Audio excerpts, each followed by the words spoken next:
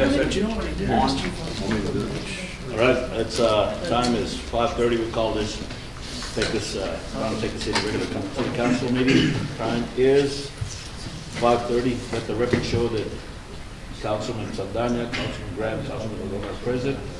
Councilman Seals, Mayor Winkles, and Councilwoman Valerie Trujillo absent. We'll do the invocation by Councilman Graham. Pledge of allegiance to me. Also, please turn your phones up. Father, we are so grateful to be here today. Father, we just ask for your guidance and direction. And Father, just that you would show yourself and that we could learn more about you and the ways, your ways and your truths and your love for us, Father. And we do ask for your wisdom on the decisions we make here tonight for the betterment of the city.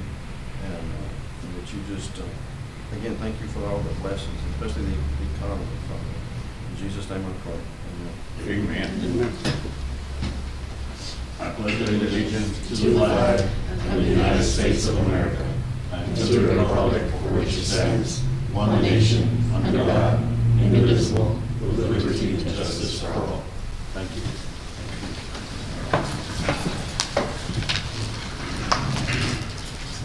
We'll go into item D, public comments. Okay.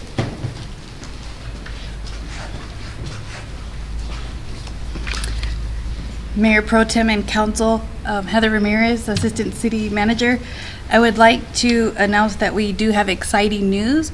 We have a new Public Works Director, Mr. Kelvin Ridgely. Where's Kelvin? Over here. I was like, you were here a while ago. He's right behind me. He's joining us from Louisiana, and he brings an extensive background and expertise in project management and public works operations. So of course he'll be overseeing all those vital departments for the city, and we are happy to have him here, and we're confident that his leadership and experience is going to be a great benefit to our community. Welcome aboard. Welcome. Yes. Yes, sir. Tell us a little bit about yourself. Not to put you on the spot. Yeah, Absolutely. Sorry, Calvin. Good afternoon, all. My name's Kelvin Ridgely. I am from Louisiana. Married 10 years, 2 children, a sophomore and a junior in high school. My son is a junior and my daughter's a sophomore. My wife's a school teacher. Prior to me coming here, I worked in transportation. Prior to that, I worked in public works. So transportation and public works, project management is my background. I'm excited to be in Pecos. I told my wife last night, her and my daughter were on the phone and they called it Pecos. And I said, listen, if we're going to be residents, you have to get this right. So they are aware that it's Pecos now. So we'll make sure we get that right moving forward. But again, I want to thank everyone for the warm welcomes, and thank you guys for having me and welcoming me, and my entire family with open arms. And I look forward to working with you all. We look forward to your work, sir. Thank you. Thank you for coming aboard. Thank you. I'd like to wish Sarah a happy birthday and our lawyer, Mr. Parker, a belated happy birthday. You want us to sing too? Did you say 22? Did I what? No. Do you want us to Don't sing? look a day over 22. Cyrus 22. You're kidding. She had to Okay. make sure, so did you say 22? That's how I lost my hair. Too many jokes. So congratulations, you guys. We'll go on to item E, consent agenda. Approve the minutes of the March 28, 2024 regular city council meeting. Review the expenditure report. Look these over. Page 7. There's a principal payment. Do we have a loan? Some equipment? It's under, what is it? KS State Bank. On a street sweeper. Yes, that's for our 2022 Elgin Street Sweeper, and that is payment number 3 out of 4. Out of 4, okay, so the next one will be out of debt. Yes, sir. Okay.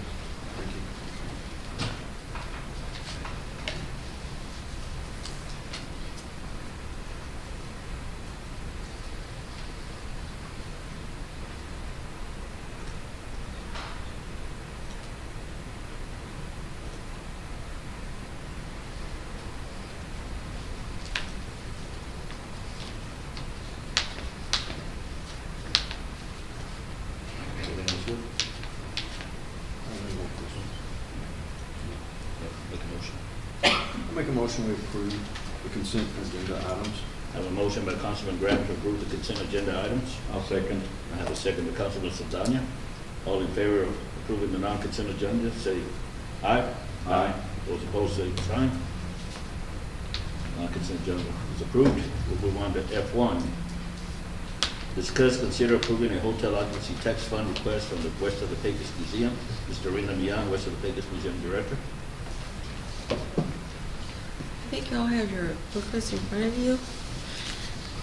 Not much has changed from last year from our needs. The only thing different is the little projects we like to do every year. This year we like to, if you look at the bottom, well, you can look what we do, what our income is, our expenses is, and really what we actually need to survive. Our whole year is $123,970. But our special projects for the museum are the saloon and railroad room. We like to do some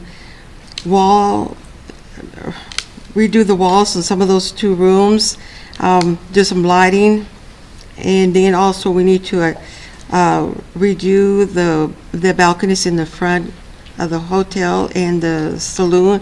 They're deteriorating, so the spindles have to replace, the banisters have to be replaced. And the community projects for this year, as you can see down there, is not necessarily belong to the museum, but it's in our neighborhood and we like to keep them up. And we'd like to redo the yard in the Judge Fort Bean area, which hasn't been done in about 16, 18 years. So we like to redo the grass and do the sprinklers, everything, because it's really not you can see pictures of it there. It's not really good. Across the street also doesn't belong to us, but we like to take care of it, which is our Pecosville Park. And the yard has never been professionally done as far as I can remember.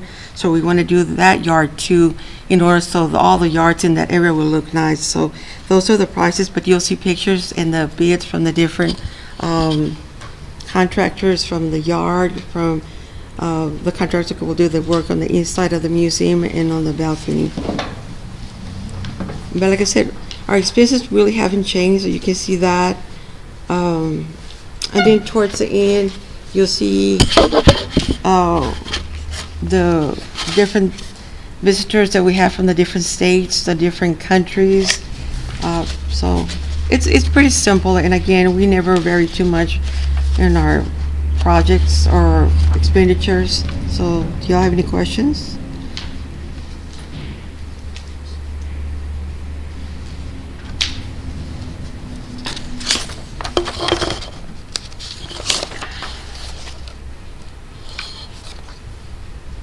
I took pictures so y'all could see what's going to need to be replaced. The lighting, some of the walls in the museum, and of course, like I said, the spindles and part of the balcony rails have to be replaced, and all that is addressed there. And then, like I said, the community projects, the grass on both the Judge Fort Bean and the Pecosville Park, all that has to be replaced. Doesn't have to be replaced, but if we want it to look nice, it does have to be replaced.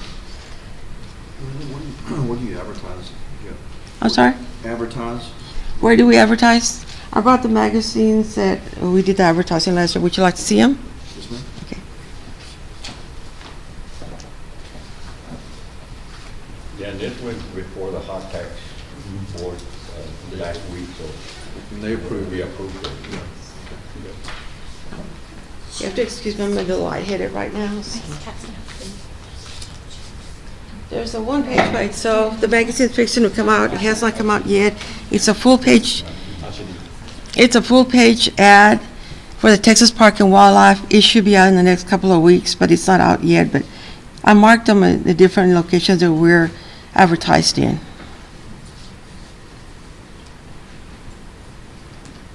USA Today, Texas True West, Parks and Wildlife, all of that magazine that we've advertised. And we also included as we mentioned last year, we also included the Texas Road Hall of Fame Museum. So in all our ads, our Texas Road Hall of Museum is included also. It's amazing that in a small town museum, of what we have with all the international visitors that come. And you get emails, we saw your advertisement in Texas Parks and Wildlife, blah, blah, blah. So people are really seeing it.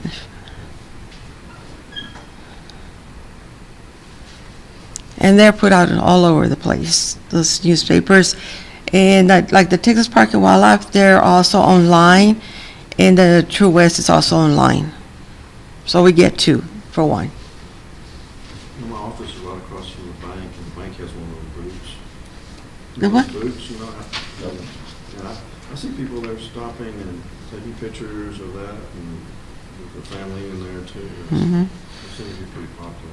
And we have a Facebook account, we have TikTok, we have all those. So we have a part-time young lady who does that for us too. Whenever we have special projects, or even when something's not going on, she makes up something and puts it on to advertise the museum. So we're trying. Any questions? I'll make the motion. I'll make the motion that we approve approving the hotel occupancy tax funds as requested for the West of the Pecos Museum, presented by Mr. Rendon Mian. I have a motion to approve the F1, approving the hotel occupancy tax fund request for the West of the Pecos Museum. Second by Councilman Grant. All in favor, say aye. Aye. All opposed, say the sign. Motion passed. Thank you.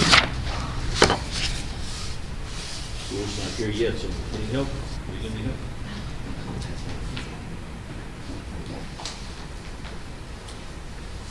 F2, update on modification to accommodate residential trash cans. Mrs. Councilman Graham. Who do I think for just putting my position above art stuff? Who do I think?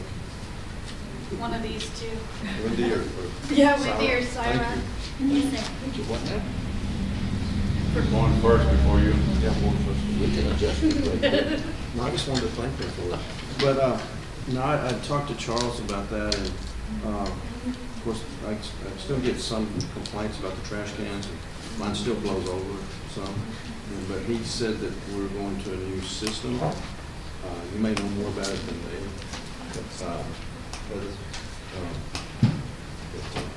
Yes, I also, we invited Pete from the landfill. He has a quick little update on the trash cans, but you are right. We are exploring what it would look like if we did convert to the 96-gallon poly carts for residential. We are looking into it. As far as the the black dumpsters, we did start a few of them at the Windy Way, the ones out on the south side where they're up on the open space. Now that we got some extra help at the landfill, we're going to start doing a few at a week. But just a temporary fix. We're looking into some new ideas, and we're actually research and development, and put like a heavier plate on the bottom. And we're also in talks with Mr. Lino, see if we can maybe transition to those wheel carts. See what the cost comparison.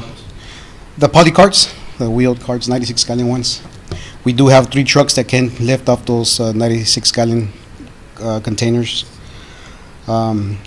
Next month, we're going to a convention, Waste Expo convention, and we're going to hopefully bring some ideas and that other cities are using over there, or maybe the manufacturer has invented new attachments to weigh down those containers.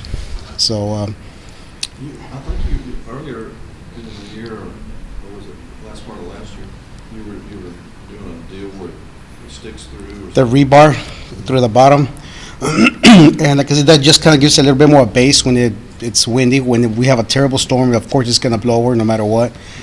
But the issues with that, we did talk about being trip hazard. So we're trying to somehow keep something heavy in there without nothing sticking out. So it won't be a trip hazard. So we'll be working on that really quickly now. But we will have more answers after that convention, and we'll be working on this more rapidly. And we'll keep you updated on those poly cards as well. Where's your convention going to be? It's going to be in Nevada, Las Vegas. Yes, sir. I'm sure they get a lot of that too. Yes, they do. Good. Yes, sir. Well, thank you. All right, we'll move on to F3. Discuss, consider approving 7 new building permits for the city, within the city limits of the ETJ for the Permian Resources Operating LLC. Mr. Lujan, Deputy City Secretary.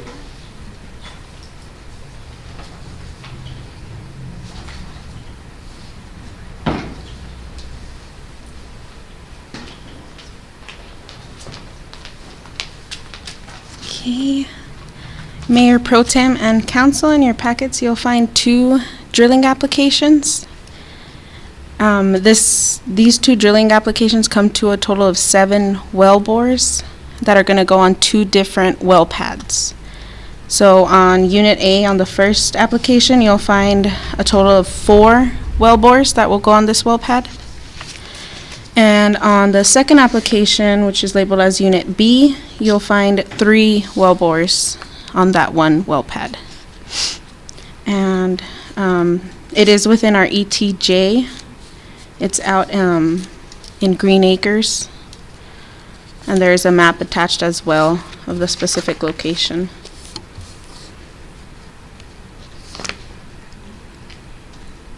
I like the names of them. The names? The Wyatt or Yes. Wyatt ARP 22-21, Unit A. And the other one is just the same, just labeled as Unit B. And this is for Permian Resources.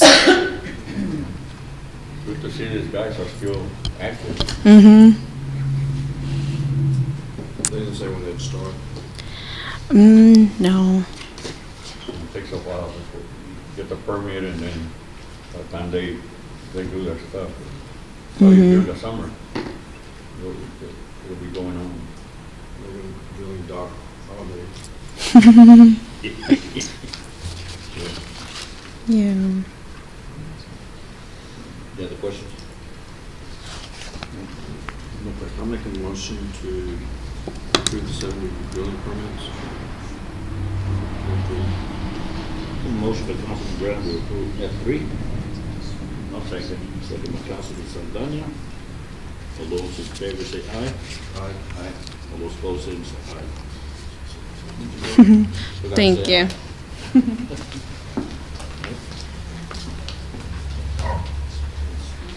We will move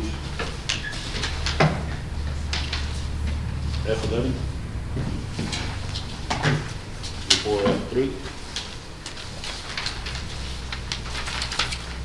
F11, discuss parking alongside residential side of 400 block of Park Street. We've had a lot of complaints from residents on that stretch of 400 block between Washington and Adams, and taking up their parking space during school hours. Some even went as far as putting cones, and people that have business with the school are removing the cones and parking there and blocking entrances to their carports and their driveways. I know it's a problem right now because of all the construction going on. I was out there today, and there was 5 cars parked along Park Street on that residence side. 2 of the cars belong to one gentleman that lives there. So the other 3 cars, I assume, were all residents as well, too. I have not seen a problem on that Park Street side, on that residence side. I know several years back, some cones were removed. I have not heard the cones being removed recently. I think everybody is pretty much aware of a resident that's, pretty adamant about not parking in front of the space and tries to avoid all of that stretch of the 1200 block of Park Street there. I'm not sure what we as a school district can do. I know that we have expressed communication with our students, communication with our staff. we're in the middle of construction and, you know, parking's limited right now as it is in a lot of different areas, but I have not seen a problem there in the 1200 block of Park Street. And I've had quite. Yeah, I hear, I mean, I understand what you said, I agree. I mean, I'm not disputing that, I just haven't seen it. Yes, sir. Yeah. Chief? So likewise, we haven't gotten any of those complaints other than somebody putting cones on the street, which that's city property. A homeowner can't block their own sidewalk. Their driveway, they can put it up into their own property, but not on the street. They cannot legally block the street. If somebody's parked there illegally, then there's not an issue. We've worked with the school district and the school district police on the parking right now because they have a lot of construction workers and limited parking, and so we're trying to address that. But nothing that's been reported to us as far as the parking situation there, or that they're blocking driveways. So if they're blocking driveways, then we issue citations and we can tow. But if it's just curbside on the side by their, in front of their house, but not in their driveways, that's a legal park. Yeah. It's a legal park. Like I told them, I said, if they block your driveway, then call. I wholeheartedly agree with that. Yeah. Yeah, Yes, sir. I wouldn't want my driveway blocked. But we do have those signs that say residential parking during certain times. So, Yes, sir. you know, that is a city ordinance. It is. So that's what a lot of the residents are telling me, well, if you're not going to enforce it, remove the signs. You know. Okay. So I tell them, we have to go through an ordinance removal, but I've also invited them to go to the school board, go to meetings, come to the council meetings. But we have to, I understand, and I've expressed it to them while this construction's going on, you know, it's parking is limited. Well, they throw back, well, even when school, but before the construction, same problem has happened.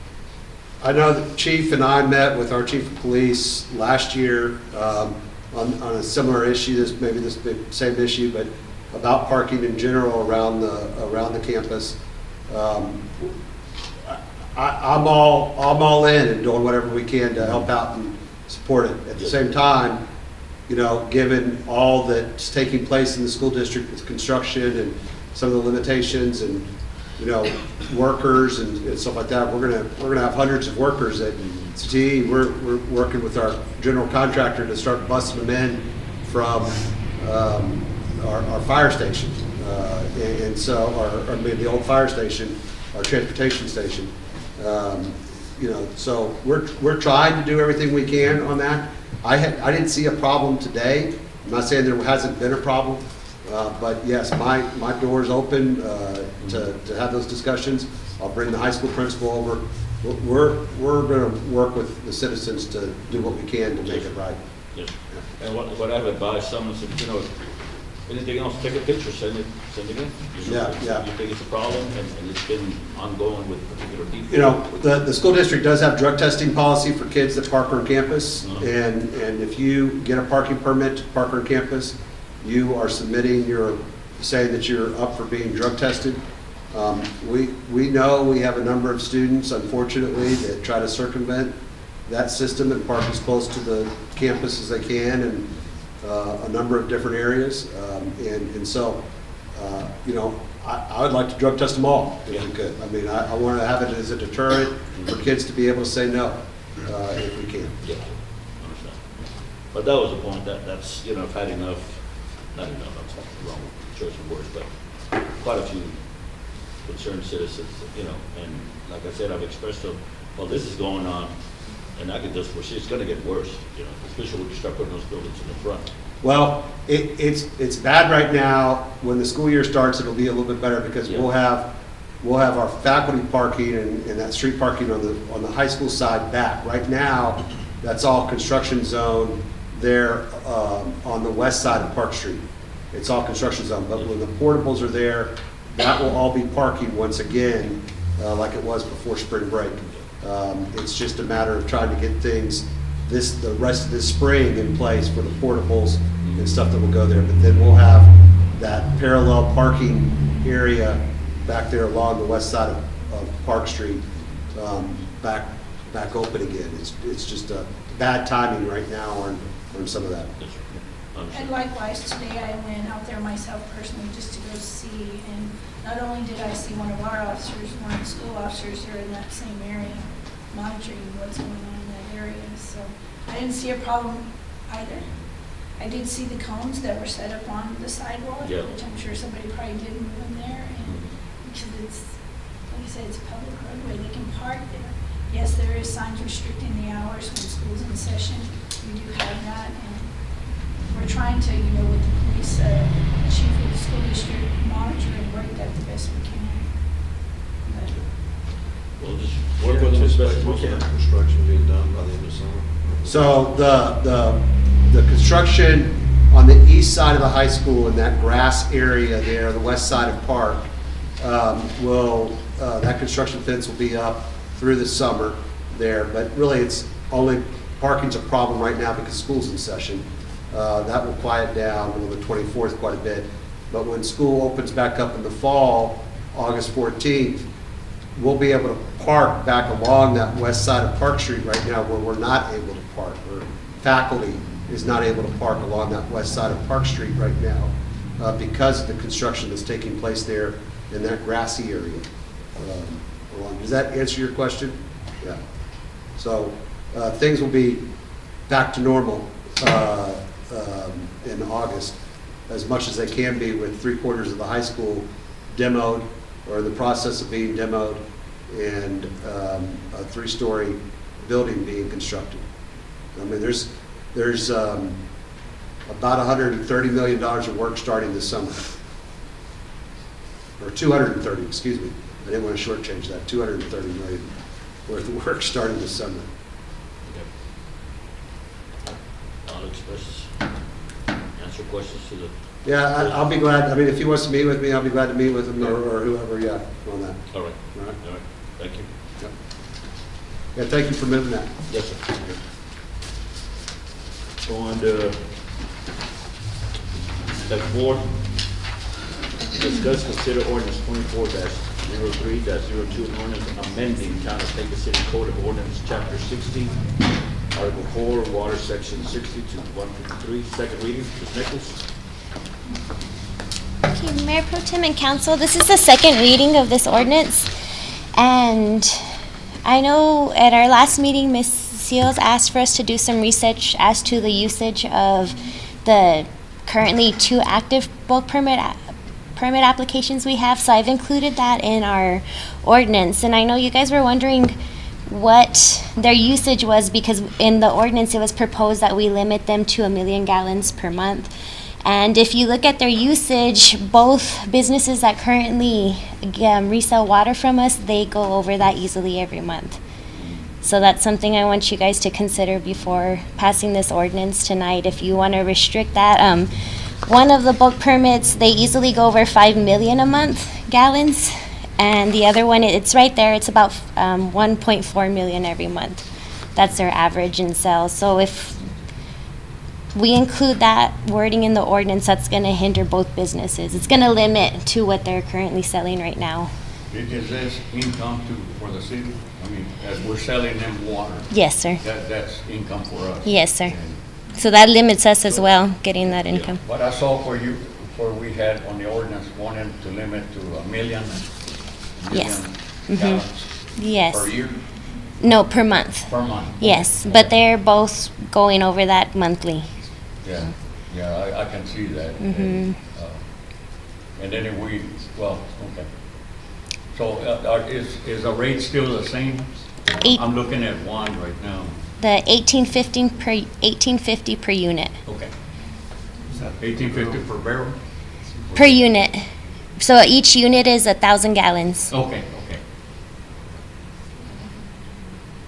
Then one of them is a privately owned, that's been around since the 70s. And Yes. then the other one is ours, right? No, both are private. We don't do that? No, sir. So both of those are, What's up, Pecos Water Station, what is that? I believe that's Pecos Water Station is the one, I know that's the one over there on That's- the west side. yes, 17. on 17. That doesn't belong to us? No, sir.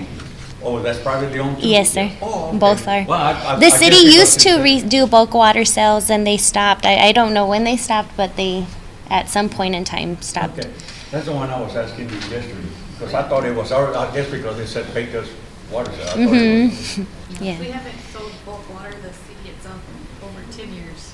You should be Okay. on Walthall for the. Yeah, it used to be on. Walmart. Yeah, We yeah. don't do that anymore. Yeah. So these are the only two that we, Yes, sir.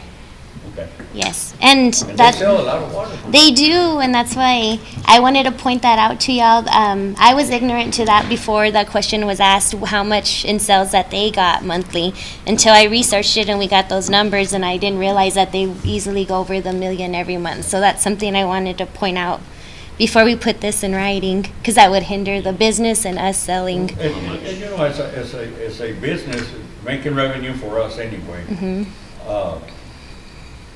You know, and like, well, actually, both been selling water for years. The west side, I remember that until they updated it. A few years back, they made it bigger. But The depletion. I don't think a million gallons, not with the way we're growing, you know, we need to adjust that from, because they're already over anyway. And if we were to limit them to 1 million, there's a lot of people that would be missing out. Because Yes. with all the main camps and everything out there, if it was just for the city, you know, for the city folks, 1 million would be all right, but man, we got almost as many people outside the city limits that we have inside. Yes. It's gonna pick up 406, 404. Yeah. We haven't already.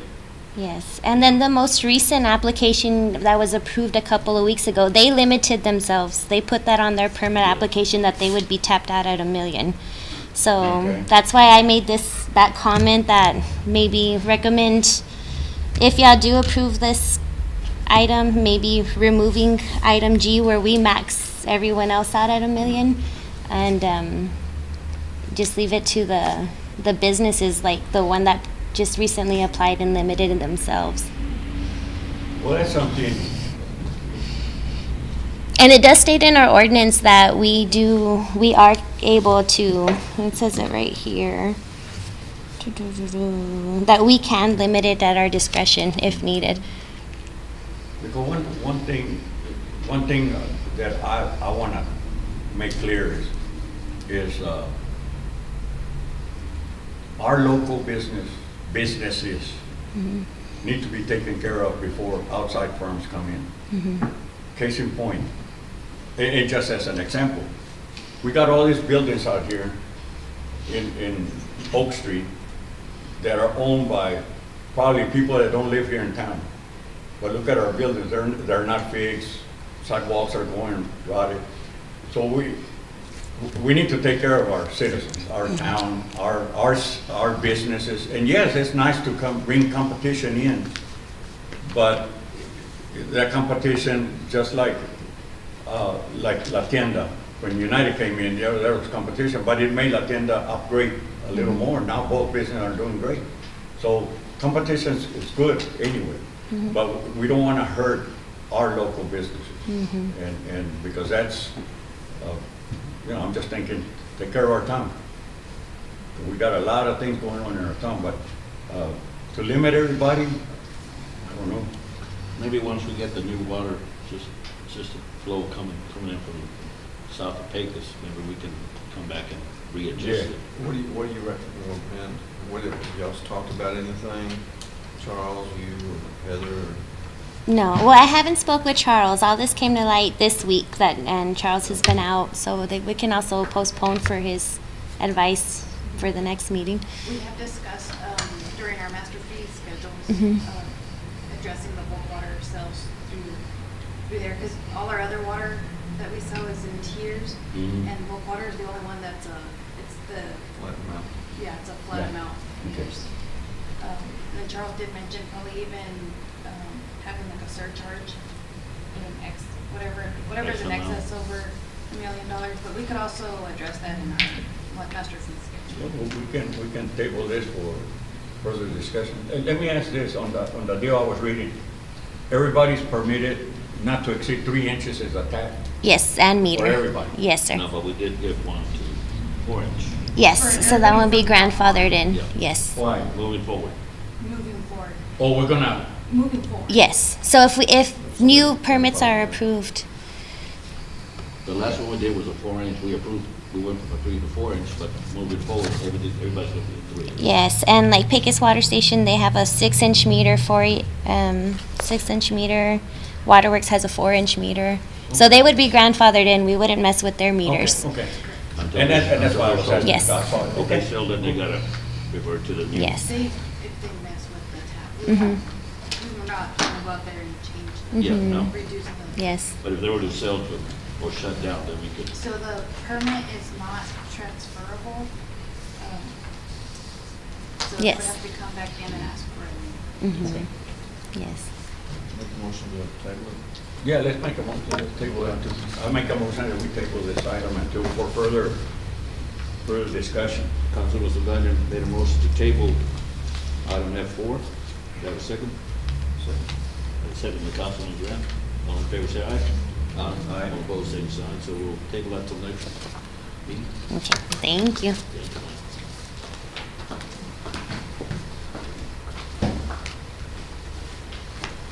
Then we'll go on and do it. F5, discuss, consider ordinance 24-0401, an ordinance amending Town of Pecos City Code of Ordinances, Chapter 58, Article 6, commercial vehicle truck traffic, Section 58 to 243. First meeting, Chief Tarango.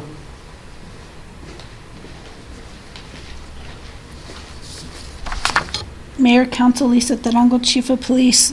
You have before you the ordinance regarding the commercial vehicles and truck traffic here in the city of Pecos. What you'll see on number 7, a commercial vehicle under 26,000 gross vehicle weight parked for the purpose of responding as an incident management, to which the tow truck is summoned to the scene of a traffic collision or to an incident, including the removal of a vehicle, commercial cargo, and commercial debris from a collision or incident scene.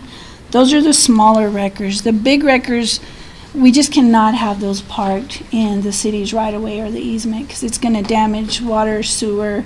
Already you can see where they're kind of going over the curb and there's some potential damage that'll happen to the curb. So I think if the consideration for the larger wreckers, if they don't want to go all the way out to the wrecker yard, which it's not that far, right? It's part of F Street. Maybe park at one of the truck parking lots, the truck tractor ones, whether it's a truck stop, the big stripes. It's a little closer to where this one gentleman resides especially.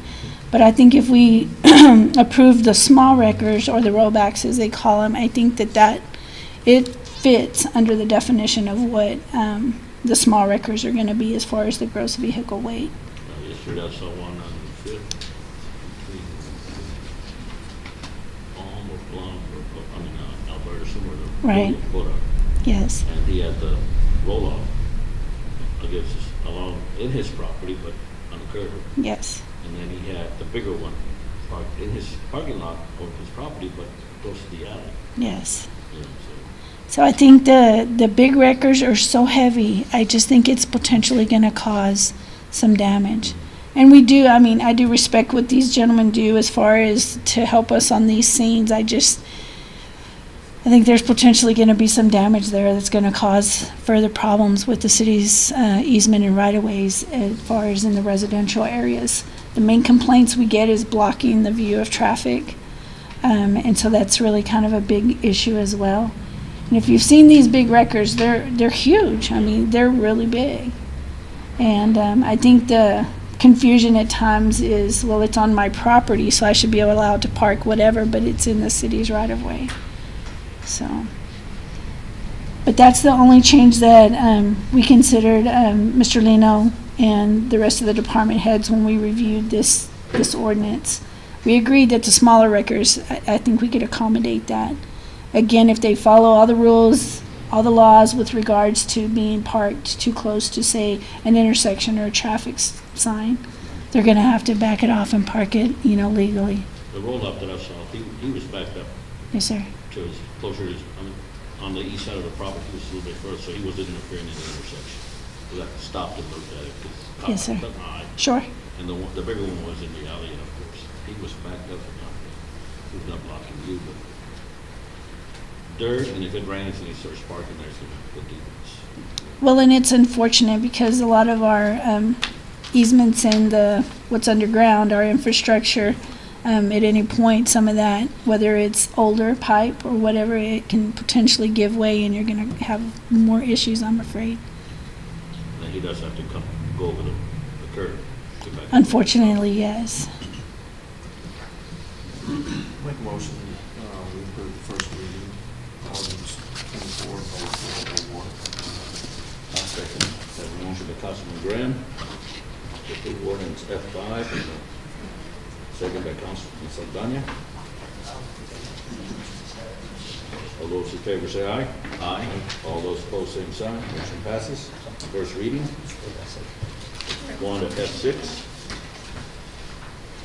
Discuss, consider approving a right-of-way agreement with ETC Pipeline Ltd. regarding property legally described as being 522 acres more or less, Section 18, Block 5A, -1332, H, G, and N, Art Railroad Company Survey. Mr. Parker? Someone reached out to me saying that, hey, the city owns this property, there's an easement already on it, and we'd like to renew it. And they sent me the easement, and it didn't have the city anywhere listed on there, so I was a little confused. It turns out it was between Highway 20 Properties LLC and Regency Field Services LLC. The city is the successor in interest to Highway 20 Properties, so evidently we bought the land from them at some point after that 2014 easement was entered. And then the current holder of the easement is ETC Texas Pipeline Limited, who is the successor in interest to Regency Field Services. The prior version of it, it was a 5-year term. I guess had been extended once before. So from 2014 to now, this would expire in August. They've asked for a renewal. I told them I'd get it on the agenda for the council to consider. There is a proposed amendment to the easement floating around that I've gone back and forth with them on and kind of put our traditional stuff in there that we asked for in our regular easements. Effectively, everything in the old easement would stay the same other than what's expressly changed in our amendment paper, which is not much. It would be for a 10-year term. This is made without any warranty of title, and they pay based off whatever the UT line damage schedule says, which this one's 50.42 rods, and at $90 a rod, compensation would be $4,537.80 to renew this easement. That's a year. It's a 10-year easement. So 10 years. So if you have any questions, let me know, but. Is this, so they're just asking to renew it? Right. So it's already ongoing? Right, it's already existing, and they just want to renew it, because it's set to expire soon. Where is this property? Is there Torcanos? I couldn't tell you where it is. You I know, got a legal description, and I saw that the city bought it from the prior owner, but I don't have a survey or a map of it. Section 18, Block 5, A-1332. If I had to guess, I would say south of town, but I couldn't say for sure. You look very studious, Heather. No, I'm researching to see if I can But I did tell them that the council would want to include that provision that says if we make this agreement, we're not making any warranty of title. We're not. Just like the last one, they wanted. Like, you're the ones that came to us. We're not coming to you. We're not making any warranties that we can't. We didn't hire a landman to dive in and do a run sheet. And two, if the pipeline, they cease to use it, or. So yeah, actually in the existing easement, it does say upon termination, they're to remove it and restore the right of way to its original grade. So that would survive the renewal. So you said it's Highway 20 Properties? The original owner was Highway 20 Properties. LLC? Yeah. So this is showing its property inside the 195 acres in West Pecos, Management.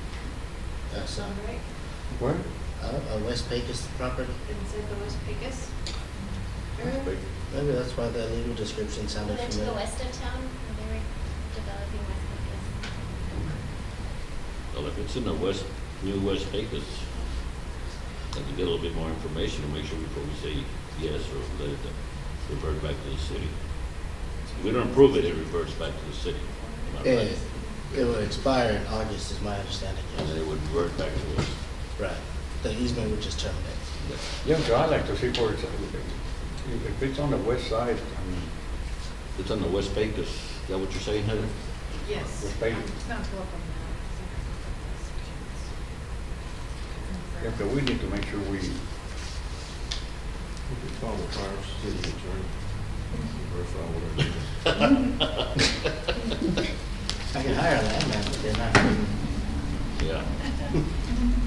so why don't we, Let's table it. Let's Get table more it. information. Just to give an exact location. yeah, so that we can get a little more information where it's at and whatever. I just don't want it to interfere with, The west Or part, West West Landing. Pecos, yeah, what we're fighting over there. yeah. All right, I'll make a motion, we table F6 for further information, be researched. The second? Second. Second by Councilman Saldana. All those in favor of tabling F6, say aye. Aye. All opposed, same sign. Motion passes. We table for next meeting. Move on to F7, discuss, consider resolution 24-04-01R, a resolution for change orders related to the construction contract with Badger BMD for the Sequence 2, Phase 1, Oliver Street to Congo Energy Extension Project. Ms. Ramirez. Mayor Pro Tem and Council, in front of you on a hard copy, you will see resolution number 24-04-01R. This is for 2 change orders for our Tolliver project. That totals to $62,327.75. It's for change order number 6 and number 7. Change order number 6 was because the location of our, if y'all remember our effluent pipeline that we put from the Honey Hole to the wastewater treatment plant, on our original plans, we needed to cross that, but once they excavated, they found out that our new line was going to be too close to the effluent line, so we decided to go below it an extra 2 feet. So for the extra section of the 16-inch water main line to make sure it clears under, that's that change order. And then the change order number 7 for the $53,337.75. That's actually for 3 different things. One of them was when we put our sewer line down County Road 118 at the very beginning of the project, we removed private fence, and so it's the right thing to put the fence back, is to replace the fence. So that's a portion of it. Another portion was in our easement, we ran into some private electrical pole, and they hired a private electrical contractor to move those poles because they weren't owned by TNMP, but we needed to move the owner's poles, so that's part of the change order. The last portion of that change order was for, it's called FlexiMat erosion control material. It's for the protection that we put around the detention ponds for the Tolliver connection, and we were short 2,841 square yards of that FlexiMat. Can I ask a question or something? Yeah. Can I vote on this? Do I need to abstain? Would you receive monetary? Yeah, I don't think there's no benefit to you Would personally. you receive anything monetary out of that? No. No. Out of this You change don't- order? No, you wouldn't have to see. I can do it? Okay. Is there you just do taxes on it, right? Just monetary. As long as you don't gain from it. We'll keep an eye on him and his party and his trips. Y'all can afford that? It is. So the total amount is $62,000 for the change order? Yes, sir, for the two change orders combined. That's the total amount. And if you haven't passed by there yet, they haven't started, well, actually, I haven't passed by in like a week, but I don't know if they've started paving yet. But they do have, the water just needs to be, we need to do a dry tap and test and connect and test. Sewer's complete, and now we're gonna start the pavement, so. But you can see the base out there, and you probably make that drive. So, I know there was supposed to be originally scheduled to have finished this past January. Did they give us a So date? they were scheduled to be finished by the end of March. And so now we're scheduled to finish, we'll be doing our final inspections and our punch list items on that project, either the first or second week of May. We are planning a dedication of Tolliver, but it'll be open, we'll be open by the end of May, beginning of summer. Okay. Any other questions? I make the motion that we approve resolution 24-04-01R, presented by Heather Romero, city manager. Have a motion by Councilman Saldana, second by Councilman Graham to approve F7 as presented by Mr. Ramirez. All in favor, say aye. Aye. All opposed, say the sign. Motion passes. F8, discuss consider resolution 24-04-02R. The resolution ratifying the approval of design, build, construction amended for package C in the amount of $7,600,113 for Cyclone Ballpark Phase 2 project. Ms. Ramirez. Mayor Pro Tem and Council, in front of you as well with a hard copy. This is a resolution ratifying. This item has already been approved at our last special city council meeting, which was on March 26th. We approved this. Of course, I do want to remind you, this is out of hotel occupancy tax funds, and it is for package C. In the resolution, I do have a breakdown of the entire project. In the verbiage of there, you'll see the original package A, the package B, and package C, and what all it includes for phase 2 of our cyclone ballparks.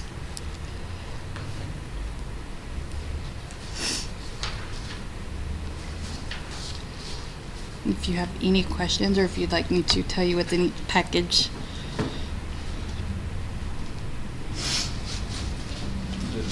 All of y'all look at it and y'all agree, something wrong. Yes, we've been having weekly meetings on Fridays with the Mammoth team, and going over punch list items, and throughout the entire project. And if you go out there, you can see the construction. You can. Oh, yeah. Yeah, the parking lot's being built already, too. Pretty nice. What's the estimated completion? What did we say, Holly? September. September of next year. September. Oh, September of. The completion of fields? Mhm. Yes, of course, they're supposed to be September of this year. Of this year. Yes, and then, Complete? That's aggressive. the fields, yeah, they Yeah, anticipate they're- opening the fields. The rest of it will move into next year, early next year. Yeah, so that was the reason we did the fields first. So as soon as those are open, we can start. They're coordinating to do it so we can start using the fields as soon as they're available. Any other questions from trustees? And so this is all coming out of the bed tax. Yeah. Yes, hotel occupancy tax. Make a motion to approve resolution 2404-02R. I have a motion by Councilman Graham to approve F8, resolution 24-04-02R, presented by Mr. Ramirez. All in favor, say aye. Have a second? I'll second. Second by Councilman Saldana. All those in favor, say aye. Aye. All those opposed, say the sign. I did say aye.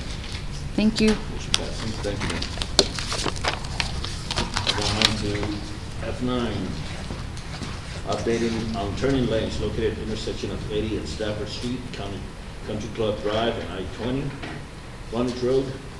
I've seen a lot of people getting the wrong place trying to turn left off those streets. So I know we have seen the one, but might have to address it as either use it as a left turning lane or put lines across to keep people from getting there, getting into those lanes to make those left turns. So as Mayor Pro Tem Council Holly Jaraki, Community Services Director, I reached out to TxDOT to get some background on Eddy Street first. Several years back, and I believe it is in your packet, several years back, the city had asked TxDOT, when they owned Eddy Street, to place chevrons within that left turning lane. And the purpose of the chevrons being placed there in that left turning lane was to allow for the east traveling commercial trucks to safely traverse onto Eddy Street. And so it's continued since then. And what I would like to continue when we start our new striping, because we still service a lot of commercial businesses with oversized commercial trucks. If you allow for the left turn lane there, unfortunately, there's a possibility of cars being damaged because most cars pull up a little further past the stop sign to see oncoming traffic. So I would recommend that we continue moving forward, retaining that chevron in that location. Either way, to me, it's just something we gotta do, like I said, a lot of people mistake it for left turning lane. Yes. It's either we Yes. prohibit it and put stripes or whatever it is, Yes. diagonal lines to. So we were going to continue with based on your decision tonight, I was just going to recommend that we continue moving forward and retaining the chevron stripes there when we come back to stripe. So you're not seeing a lot of that right now because we did the chip seal when the county came in and striped. It was not continuous at that time. They just did the lines throughout the street. Like a country club and Raul Flores Boulevard, there's nothing there. Okay, so that's a separate one. I was able to talk to Nestor Mendoza, the engineer out of Fort Stockton, who helps us quite a bit regarding this. It was actually the turning arrow was forgotten. Yeah. Yeah.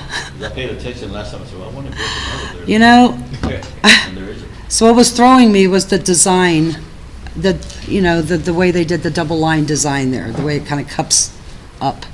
And he assured me that, yes, there is a turn arrow that is supposed to be there, and we are now waiting for them to come in and actually get that arrow painted. So that is a legal turning lane, but right now it just does not contain the left turning arrow. And so the arrow and the lights still gotta be put up on the signal lights. It should be there. It's not. I wonder why he is telling me, he I told haven't me. seen it. No, I haven't, and I'll go look again. Well, I never take a left there, but I don't know how many times I've gone through that intersection. No, you're going south, like underneath though. Going towards the park. There's, you got Dickies and you got the oncoming northbound lane and you got Mhm. the southbound lane. Then you got a turn, what appears to be a turning lane. Supposed to be, yes, so it is supposed to be a left turning lane, and it's supposed to be it is supposed to have a left turning You have the one signal on light. the south side of the signal light underneath the bridge that, for them to turn west. That is an arrow there. I've seen it, because I've taken that trip. You're supposed to be able to, right, so it's two-way flow trap, each way, east-west traffic, so you should be able to, you should be able to go travel on both. A control turn. Yes. But there is another one going east. So, On the in, north side. Yeah, the north side, if you're gonna turn east, there's not a signal there. Yeah. Indicating that. yes, It's always usually if I go straight. And now the other one on the south side, that one does have. yes. It's, And I'll go look to make sure that and I'll call. I'm gonna go look again too, because I would've swore all day there was an arrow there. I just never go east in that particular, When I go east on the one. on the south end. Cyclone, Yeah, that's me too. So, I'll follow up with, I'm gonna be going out there, of course, tomorrow morning again, so I'll pay attention as well, but he did assure me that he has already made notification of the people that are supposed to be painting and are supposed to put that arrow in. Okay. You're welcome. Just to the, thank you, Mr. Rapacio, for your mind right to him.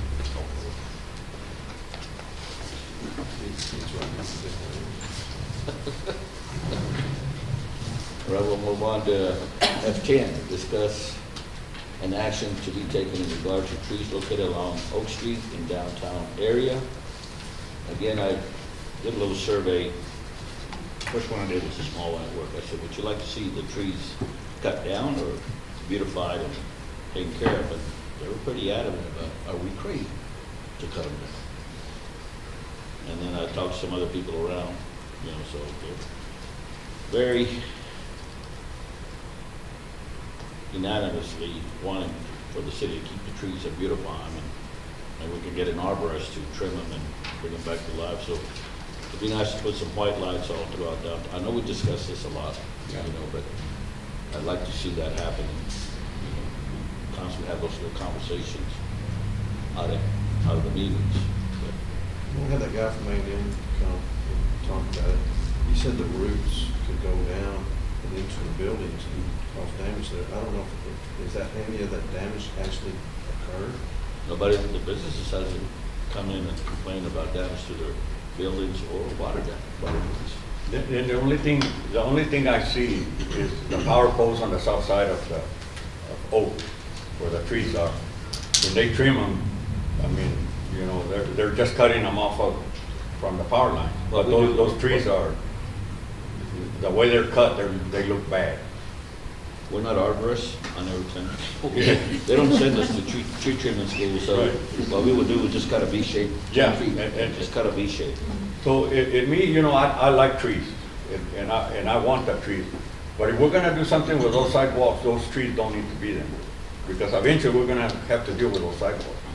Because they're coming up, so we can't pull them. Because like Randy said, or Councilman Graham said, if we pull them out and those roots are already under the building, we're gonna be knocking walls down. Well, nowadays, Possibility. I've had 2 trees removed from my house. And what they do is they bring a grinder, stump grinder, and it just emulsifies everything. You don't have to pull the stump anymore. So, but the trees that are worth saving to me, we need to save. The ones that have no life, and okay, let's cut them down or leave a stump and put a planter on it, plant some flowers or whatever. You know, the one in front of Brownlee is the biggest one we have down there. One of the things like the ones around the museum, you know. An arborist would clean it up, come trim it, and make it a nice canopy. Yeah. And beautify it, you know.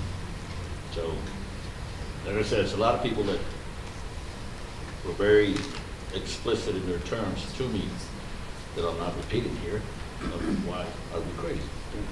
So, These are business owners there. sir? These were business owners that don't want, they want to keep. No, I'm gonna go talk to the business owners, because to me, those trees belong to the city. As a kid, I remember when they were little trees, little oak trees. You know, and the city would take care of them, the city would water them, so where it began that they belong to the business owners, I don't think we even have any record of anything like that. And again, like I said, if we're gonna do something with those sidewalks, according to what I'm hearing, it's nothing for sure, but those trees are gonna have to go.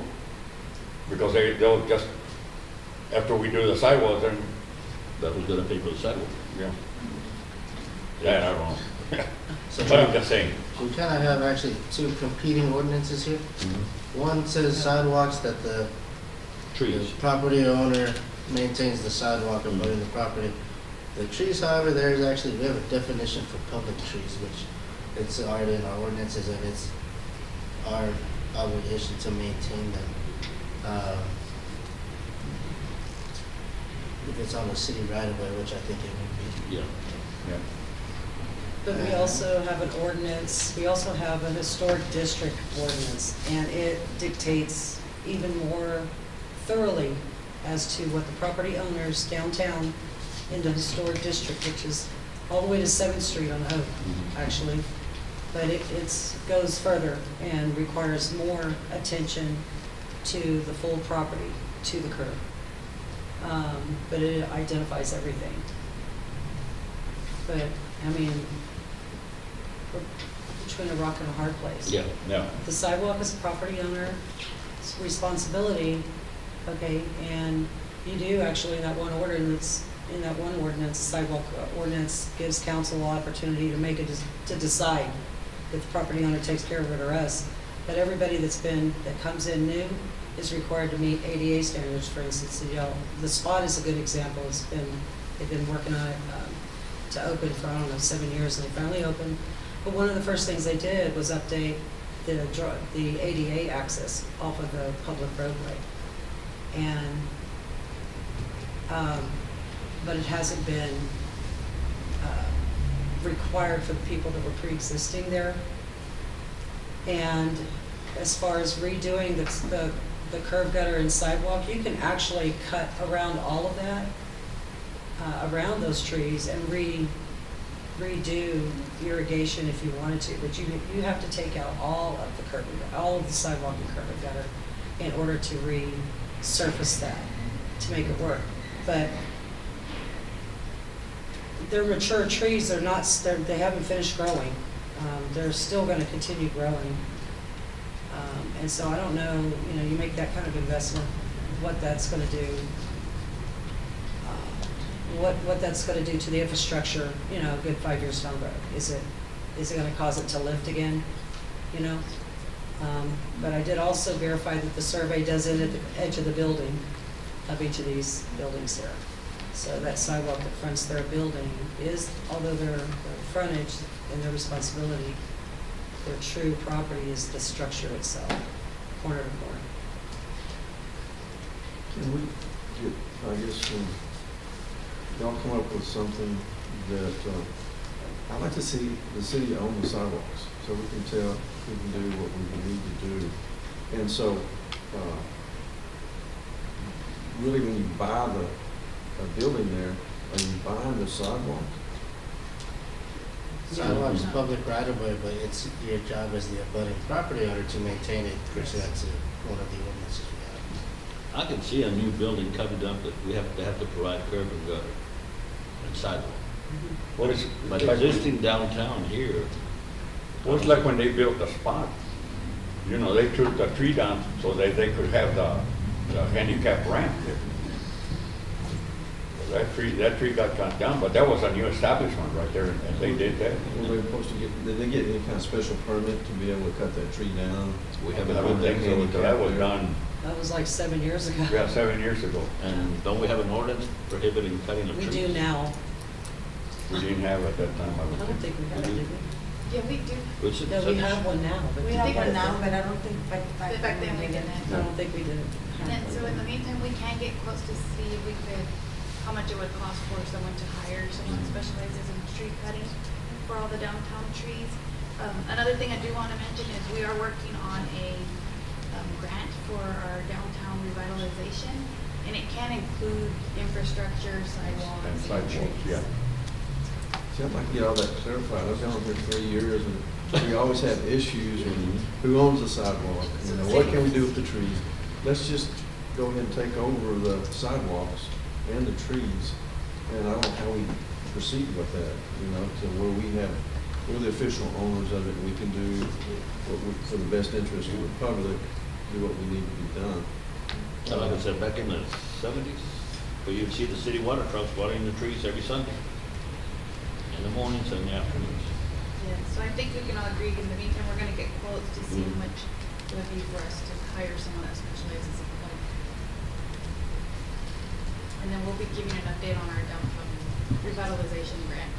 Well, can I see something in the next couple of months, that some kind of game plan to clarify this, That it's ours. that it is ours. We seem to bring this up occasionally, and we go through the same Discussion and stuff. Discussion and stuff. So, in 2 months, on the agenda. And not the last item, according to him. Yeah, I want to be number one. Yeah.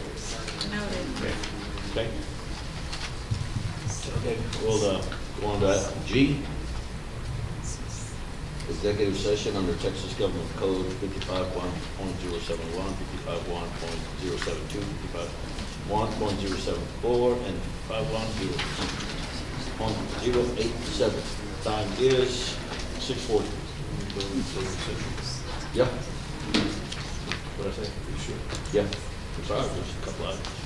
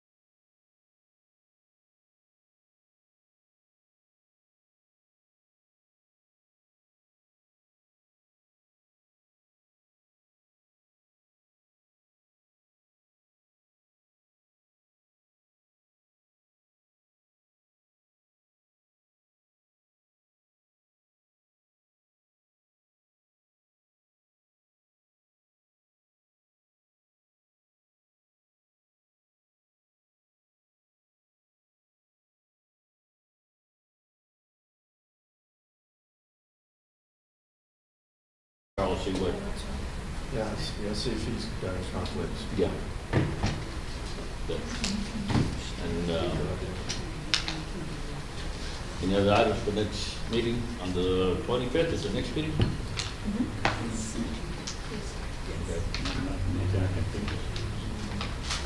All right. There's nothing else before the council, meeting adjourned. Yeah. We got either, time. Time is 7:21. Thank you, ladies. Thank you.